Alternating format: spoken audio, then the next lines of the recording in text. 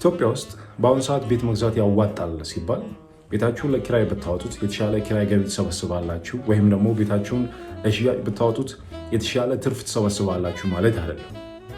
ይህንም ፍላጎታችሁን ኢኮኖሚው አሁን ያለበት ሁኔታ ሊያሟላላችሁ ወይም ሊመልስላችሁ የሚችልበት ሁኔታ ውስጥ አይደለም ያለው። ታዲያ ኢትዮጵያ ውስጥ ቤት መግዛት ያዋጣል ስንል ምን ማለታችን ነው ከተባለ ያሁን ያዋጣል አቻ ትርጓሜው ምንድነው? የቀነሰ ዋጋ ማለት ነው። ኢኮኖሚ አሁን ያለበት ሁኔታ አንድ የሚሰጣችሁ አድቫንቴጅ ምንድነው? ከየትኛውም ጊዜ በቀነሰ መልኩ የህልም ቤታችሁን ቤት የምገዙበትን ምክንያት ሊያሳኩላችሁ የሚችሏቸውን ቤቶች በቀላሉ መግዛት የሚችሉበትን ሁኔታ ፈጥሮላችኋል። ስለዚህ በአሁኑ ሰዓት ቤት መግዛት ያዋጣል ስንል ከትርፍ ጋር የተያያዘ አይደለም። በአሁኑ ሰዓት ቤት መግዛት ያዋጣል ስንል ከቅናሽ ጋር የተያያዘ ነው።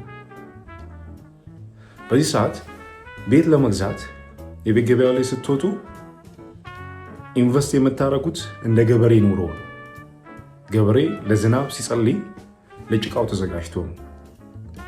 አሁን ወቅት ብዙ ትርፎችን የምትሰበስቡበት የኪራይ ገቢዎችን የምታስገቡበት ወቅት አይደለም።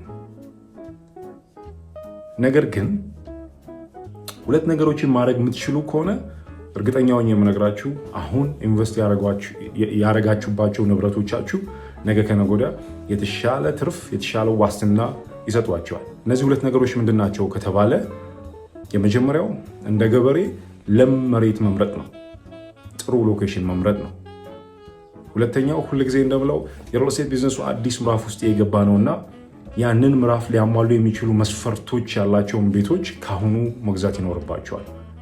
እነዚህ ሁለት ነገሮች እስካረጋችሁ ድረስ እርግጠኛውን የምነግራችሁ ኢንቨስትመንታችሁ የተሻለ ዋስትና ነገ ከነገ ወዲያ የተሻለ ትርፍ የተሻለ የኪራይ ገቢ ይሰበስብላችኋል። አሁን ግን የትርፍ ወቅት አይደለም። በየትኛውም እድሜያችሁ ማታገኙትን ዝቅተኛ ዋጋ ያገኛችሁበት የምታገኙበት ወቅት ነው። አሁን ቤት የሚሸጥበት ወቅት ሳይሆን ቤት የሚገዛበት ወቅት ነው። ስለዚህ ይህንን አውቃችሁ የቤት ገበያው ላይ መምጣት ያስፈልጋል። ሪተርን ኦፍ ኢንቨስትመንቱ አዲስ አበባ ውስጥ አሁን ኦልሞስት አብዛኞቹ አፓርታማ ቤቶች ወይም ደግሞ አብዛኞቹ ሎኬሽኖች ከ10% በታች ሆነዋል። ሪተርን ኦፍ ኢንቨስትመንታቸው በአመት ሰፍ የሚያደርግ ነገር የለውም። ነገር ግን የተሻለ ሎኬሽን የነገ ገበያውን መስፈርት የሚያሟሉ ቤቶችን መግዛት የምትችሉ ከሆነ እርግጠኛ ሆኜ የምነግራችሁ የተሻለ ዋስትና ይኖራችኋል ግብይታችሁ ላይ። ይሄን ነው ማለት ነው። እግዚአብሔር ይስጥልኝ። መልካም ጊዜ ነው። አመሰግናለሁ።